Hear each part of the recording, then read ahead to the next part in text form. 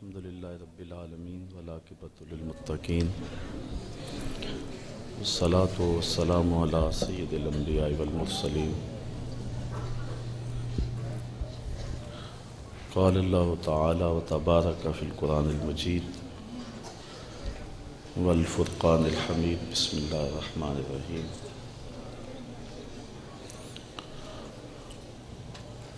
ان اللہ وملائکتہ یصلون علی النبی یا ایہا الذین آمنوا صلوا علیہ وسلموا تسلیما صلاۃ والسلام علیک یا رسول اللہ وعلی آلک واصحابک یا محبوب رب العالمین صلاۃ والسلام علیک یا رسول اللہ وعلی آلک واصحابک یا حبیب اللہ صلاۃ والسلام علیک یا نبی الرحمہ وعلی آلک واصحابک یا راحت العاشقین۔ تمام حمد و ثنا تعریف و توصیف اللہ جل مجدہ الکریم کی ذات بابرکات کے لیے، رسول رحمت شفیع معظم نبی محتشم حضور ختم المرتبت صلی اللہ علیہ وسلم کے حضور ناز میں اپنی عقیدتوں، ارادتوں اور محبتوں کا خراج پیش کرنے کے بعد واجب الاحترام ذوی الاحتشام معزز محتشم سامعین، عالی مرتبت علماء کرام، خواتین و حضرات، السلام علیکم ورحمۃ اللہ وبرکاتہ۔ میں وقت کی نزاکت کو ملحوظ رکھتے ہوئے لمبا خطاب نہیں کرنا، چونکہ دعا کے وقت کے قریب ہم پہنچ رہے ہیں، تھوڑا سا وقت ہے، تو میں نے 2-4 باتیں اپنے ان بچوں سے کرنی ہیں اور 2-4 باتیں میں نے آپ سے کرنی ہیں۔ اس کے بعد ہم دعا کی طرف بڑھیں گے اور اس رب سے مانگیں گے جس نے پہلے ہی ہمارے دامن کو بے پناہ رحمتوں سے بھرا ہوا ہے۔ ہماری ساری ضرورتوں کا کفیل بھی وہی ہے اور قبلہ حاجات بھی وہی۔ اللہ تعالی جل شانہ ہمیں مالک اپنی چوکھٹ سے ہمیں کبھی بھی نامراد نہیں لٹاتا، اور آج بھی ہم جو سوالات دلوں میں لیے آئے ہیں اللہ سارے مستجاب فرمائے۔ جملہ اساتذہ، محتشم والدین اور ہمارے معاونین جو ادارۃ المصطفیٰ کے ساتھ، جامعۃ المصطفیٰ کے ساتھ، الکلیۃ المصطفیہ للبنات کے ساتھ دست تعاون بڑھاتے ہیں، میں اس موقع پہ سب کو مبارکباد پیش کرتا ہوں کہ 108 طلباء نے کتاب رحمت قرآن مجید کے حفظ کی سعادت کا نور پایا، 15 علماء کرام نے مروجہ درس نظامی اس دارالعلوم سے حاصل کیا، اور اب فراغت کی سند پا کے میدان عمل میں اتر رہے ہیں۔ اللہ ان کی حفاظت کرے۔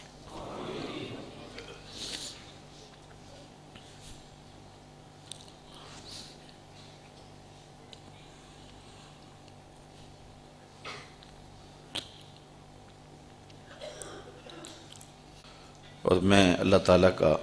شکر ادا کرتا ہوں کہ جس نے ہمیں یہ موقع نصیب کیا، اور آج میرے لیے یہ خوشی کی بات ہے کہ جامعۃ المصطفیٰ کی یہ 6ٹھی کھیپ میدان عمل میں اتر رہی ہے۔ اس سے قبل بھی سینکڑوں حفاظ علماء میدان عمل میں موجود ہیں جن کے پرنور خطاب آپ نے سماعت بھی کیے، نکھری ہوئی فکر اور روشن باتیں، عمل کی دعوت، سویر سے لے کر شام تک بے لوث سرکار کے دین کی نوکری، یہ تحفہ ہے جو اللہ نے ہمیں عطا فرمایا ہے، ورنہ آج جس دور سے ہم گزر رہے ہیں، علم کی بولیاں لگ رہی ہیں، قرآن کی آیتیں بیچی جا رہی ہیں۔ اللہ نے یہ توفیق نصیب فرمائی کہ جو لوگ میدان عمل میں اتر چکے ہیں وہ اپنی عزت اور آبرو کو بچا کر کے دین رسول کا پہرا دے رہے ہیں، اور یہ جو بچے اترنے والے ہیں میدان عمل میں، آج کے بعد میدان عمل میں اتریں گے، میں ان کو صرف 3 باتیں کہنا چاہوں گا۔ پہلی بات تو یہ ہے کہ اللہ نے آپ کو جو عزت دی ہے یہ سرکار کے جوڑوں کا صدقہ دی ہے، تو تواضع میں ہی سب کچھ ہے۔ تکبر عمل کا حسن لوٹ لیتا ہے اور معلم الملکوت کو شیطان بنا دیتا ہے۔ اس لیے اپنے علم پر کبھی بھی فخر نہ کرنا، ہمیشہ اس دولت کو سنبھال کے بھی رکھنا اور عجز کے دامن کو کبھی بھی ہاتھ سے نہ جانے دینا۔ دوسری بات، حسد طبقہ علماء میں جس قدر دیکھا گیا ہے شاید کسی اور طبقے میں موجود نہیں ہے۔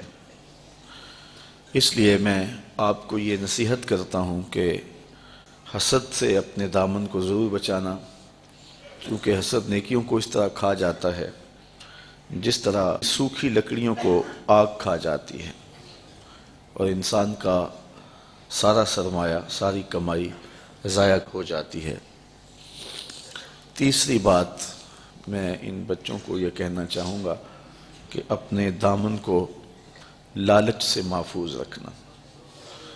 یہ واضح نشین رکھنا کہ رزق تو کتوں کا بھی اللہ کے ذمہ کرم پہ ہے، اور ہم تو حضور کے دین کے نوکر ہیں، کبھی بھی بھوکے نہیں مریں گے۔ اپنی دستار کی آبرو کو گلیوں میں بیچنا نا، اس کے ایک ایک پیج کی حفاظت کرنا۔ میرے طلباء جانتے ہیں، میرے ساتھی جانتے ہیں کہ میں نے ساری زندگی آپ کو عزت نفس کا درس دیا ہے۔ ایک زمانہ تھا جب ہم نے دارالعلوم شروع کیا تھا تو کچھ لوگ آئے اور کہنے لگے کہ ہمارے گھر میں بچے پڑھنے کے لیے بھیجیں، تو میں نے معذرت چاہی، تو وہ کہنے لگے کہ ہم مسجد کو، مدرسے کو فنڈ دیتے ہیں۔ میں نے کہا آپ حساب لگائیں آپ نے کتنا دیا ہے، میں فنڈ آپ کو واپس کر دوں گا، لیکن میں بچوں کو تانگے میں لاد کر کے تمہارے گھروں میں نہیں بھیجوں گا۔ ان کو یہ روکھی کھا لیں گے، سوکھی کھا لیں گے، لیکن یہ عزت کے ساتھ پڑھیں گے۔ تو میں نے آپ کو کبھی بے آبرو نہیں ہونے دیا۔ مسجد، مدرسہ، معاونین، ان کے متعلقات اور جو بھی انجمن کے افراد جو بھی ہیں، کبھی کسی کو یہ جرأت نہیں ہے کہ آپ کو ٹیڑھی نظر سے بھی دیکھ سکے، اور کبھی میں نے یہ بھی آپ کی ڈیوٹی نہیں لگائی کہ یہ سرمایہ دار آ رہے ہیں ان کے جوتے اٹھا کر کے لاؤ، جس طرح کہ آج کل ہوتا ہے۔ آپ کی عزت کی میں نے پورے 8 سال حفاظت کی ہے، اور میں نے خود لوگوں سے جا کر کے تمہارے لیے طلب کیا ہے، تو وہ بھی میں نے ہر شخص سے آپ کے لیے فنڈ بھی نہیں مانگا ہے، ورنہ ہمیں 20 سال ہو گئے ہیں اس راہ میں، اور یہ ابھی بھی عمارت تکمیل تک نہیں پہنچی ہے، ابھی یہ درمیانی راہوں میں ہے۔ تو اگر ہم مروجہ انداز سے مانگنا شروع کر دیتے اور لوگوں سے ہر کس و ناکس سے ہم طلب کرتے تو یہ مسئلہ کوئی نہیں تھا، لیکن ہم نے بھی دیکھا ہے کہ کس کے پاس رزق کی پاکیزگی ہے، اور اس بات کا بھی خیال کیا ہے کہ درد دل کون رکھتا ہے، اور اس کو بھی بڑے وقار کے ساتھ توجہ دلائی ہے، کیونکہ اس کے اثرات طلباء پر مرتب ہوتے ہیں۔ تو جن آبروؤں کے ساتھ اور جن محبتوں کے ساتھ آپ کو اس پرنور ماحول کے اندر پرورش کیا گیا اور پروان چڑھایا گیا، آپ نے بھی اس ماحول کی اور اس روشنی کی جو یہاں آپ کو نصیب ہوئی لاج رکھنی ہے۔ ہمارے استاد فرمایا کرتے تھے کہ قبلہ سید صاحب رحمۃ اللہ تعالیٰ علیہ جب شاگردوں کو فارغ کرتے تو فرماتے کہ بیٹا پہلے تم ایک عام شخص تھے، اب بحیثیت عالم دین دنیا کے سامنے جا رہے ہو، تمہارے بیٹھنے اٹھنے کو لوگ دین سمجھیں گے، مت ایسا کرنا کہ تم کوئی ایسا کام کرو کہ دین نہ ہو اور لوگ اس کو دین سمجھ بیٹھیں۔ دوسری بات میں تمہیں تمہارے امام کی سنانا چاہوں گا، امام احمد رضا فاضل بریلوی علیہ رحمہ کی۔ آپ نے فرمایا اے طبقہ علماء، اگر تم سنن غیر موقدہ چھوڑ دو گے تو لوگ سنن موقدہ چھوڑ دیں گے، اگر تم سنن موقدہ چھوڑ دو گے تو لوگ واجب چھوڑ دیں گے، اگر تم سے واجب چھوٹ گئے تو لوگ فرض چھوڑ دیں گے، اور اگر تم فرض چھوڑنے لگے تو لوگ کہیں کفر میں نہ پڑ جائیں۔ اور پھر فرمایا کہ اگر تم مکروہ تنزیہیہ کا ارتکاب کرو گے تو لوگ مکروہ تحریمیہ کرنے لگ جائیں گے، اور اگر تم مکروہ تحریمیہ کا ارتکاب کرو گے تو لوگ حرام میں پڑ جائیں گے، اور اگر تم حرام کا ارتکاب کرنے لگ گئے تو لوگوں کے کفر میں پڑ جانے کا اندیشہ ہے۔ تیسری بات امام راضی علیہ رحمہ نے بڑی خوب کہی، آپ فرماتے ہیں کہ اگر علماء رزق حلال جمع کرنے لگ جائیں تو اگرچہ رزق حلال جمع کرنے میں قباحت نہیں ہے، لیکن علماء اگر رزق حلال جمع کرنے لگ جائیں تو عام لوگ رزق مشکوک جمع کرنا شروع کر دیں گے، اور اگر علماء مشکوک رزق لینا شروع کر دیں تو لوگ رزق حرام کو عیب نہیں سمجھیں گے۔ اس لیے ہم نے ایک ایک قدم پھونک کے رکھنا ہے، چونکہ ایک معروف مقولہ ہے کہ عالم کا پھسلنا عالم کا پھسلنا ہے۔ ایک بہت بڑے امام تھے، وہ ایک کنویں سے پانی بھر کے جانے لگے تو ایک خاتون گھڑے کے اندر پانی رکھے ہوئے تھی اور اس نے سر پہ اٹھایا، آگے تھوڑی سی پھسلن تھی، تو امام صاحب نے اس کو دیکھ کر کے کہا کہ بیٹا ذرا دھیان سے، پاؤں پھسل نہ جائے۔ تو اس بچی نے وہیں وہ گھڑا رکھ دیا اور امام سے مخاطب ہو کے کہنے لگی کہ حضرت میں اگر پھسل گئی تو کیا ہوگا، یہ گھڑا ٹوٹ جائے گا، 2 آنے کا بازار سے اور لے آؤں گی، لیکن آپ پھسل گئے تو زمانہ پھسل جائے گا، آپ اپنی فکر کریں۔ تو عالم کا پھسلنا ایک زمانے کا پھسلنا ہے۔ اس وقت ہمارے پاس ہے ہی کیا ہے؟ دین پہ ڈاکے ڈالے جا رہے ہیں، پوری دنیا کے اوپر اسلام رسوا ہے۔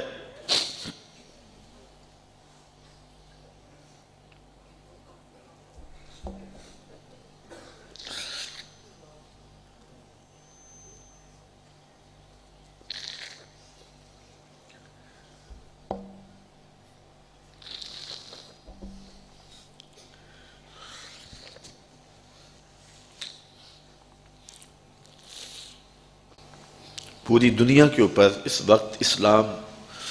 کو رسوا کیا جا رہا ہے، اور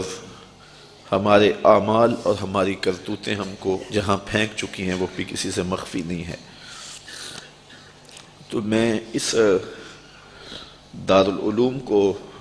غنیمت سمجھتا ہوں کہ یہاں سے فارغ ہو کر کے جانے والے علماء آنے والے دور میں روشنی کے چراغ ہوں گے۔ اور میرا اگر یہ اعتقاد پہ ٹھیس پہنچ جاتی ہے تو میرے لیے پہلے بہت مشکل ہے اس نظام کو لے کر کے چلنا۔ بڑا مشکل ہوتا ہے کسی کے آگے جا کے جھولی پھیلانا اور اس سے فنڈ مانگنا۔ مجھے بڑی اچھی طرح یاد ہے کہ ایک دفعہ میں ایک شخص کے پاس گیا تھا تو اس نے وہ گھومنے والی کرسی پہ بیٹھا تھا اور رخ پھیر کے دوسری جانب کر کے ساتھ والے ساتھی کو کہنے لگا آپ کا کیا حال ہے؟ تو میں وہیں سے اٹھ کر کے آ گیا تھا۔ تو میں نے اپنے طلباء سے کہا تھا کہ بھوک کاٹ لو گے، لیکن میں دوبارہ کسی کے پاس کسی کے گھر میں جا کے نہیں مانگنا ہے۔